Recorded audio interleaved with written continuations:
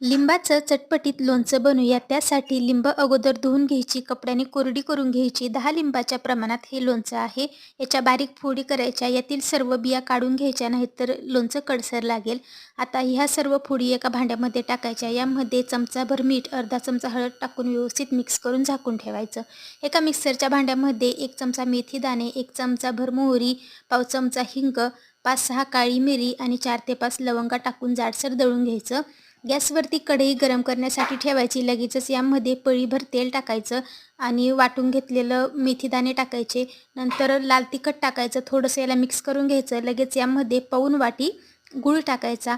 गूळ कढईमध्ये छान असा मिक्स करून घ्यायचा. कढई थोडी गरम झाली की गॅस बंद करून गूळ असा गरम कढईमध्ये फक्त मिक्स करून घ्यायचा. गूळ थोडासा वितळला की यामध्ये तयार केलेल्या लिंबाच्या फोडी टाकायच्या. मिक्स करायचं. काचेच्या भरणीमध्ये हे लोणचं भरून ठेवायचं. चवीला छान लागतं. धन्यवाद.